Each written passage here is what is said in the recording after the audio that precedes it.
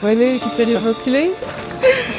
Vous avez tous ceux qui ont participé, que vous n'avez pas forcément vu, effectivement que les visages. Ceux qui ont participé du coup de près ou de loin, en tout cas, à refaire votre vidéo. Donc officiellement, vous met vos clés.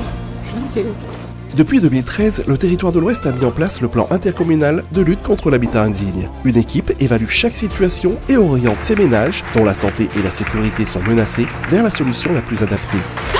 Mon Dieu! Je croyais que j'allais mourir, je croyais que j'allais tomber tout de suite là à la porte. Je pensais que j'arriverais pas à visiter.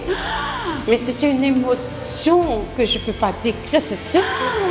C'est comme j'étais comme un enfant qui découvrait son premier cadeau de Noël. Là. Certaines situations ne peuvent bénéficier des aides traditionnelles. Ainsi, en 2021, le Territoire de l'Ouest a créé le Fonds mutualisé pour l'amélioration de l'habitat. En 2022, une régie de travaux est mise en place et des partenariats solidaires se formalisent afin d'intervenir sur les cas les plus complexes grâce à une aide matérielle et humaine. Exemple avec le logement de Madame Pontalba, rénové grâce à l'intervention conjointe des équipes du Territoire de l'Ouest et de Leroy Merlin. Son chantier, débuté le 8 juillet, a été achevé le 6 août, débloquant une situation difficile. On vivait dans une maison insalubre et on vivait là avec la laine de verre, avec les poussières de partout. Il y avait des cyclones, il y avait l'eau qui rentrait partout. Il n'y avait pas d'étanchéité nulle part. L'eau était dans tout le salon, dans toutes les chambres. Là aussi, c'était pareil.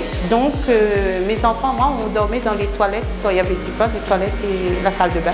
C'était le seul endroit où il n'y avait pas d'eau. Tout à l'intérieur, c'était brut. Il n'y avait pas de peinture, il n'y avait rien du tout. Mais l'extérieur, c'était comme vous voyez, c'était déjà fini, quoi. Ben, c'est vrai qu'on a pris le corps par la main, on a avancé dessus, quoi, sur toutes les corps de métier. Du maçonnerie aux finitions de peinture, électricité, plomberie,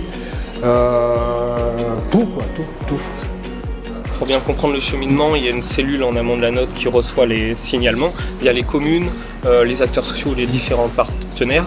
Dans un second temps, on organise une visite avec nos équipes. L'équipe est composée d'une assistante sociale et d'un technicien qui va à domicile et qui évalue et oriente la famille vers la solution la plus adaptée. Pour bénéficier du fonds mutualisé pour l'amélioration de l'habitat, il faut répondre cependant à certains critères. Le premier, c'est occuper un logement indigne, c'est-à-dire que ce dernier ne garantit pas un minimum d'hygiène et de sécurité pour son ou ses occupants.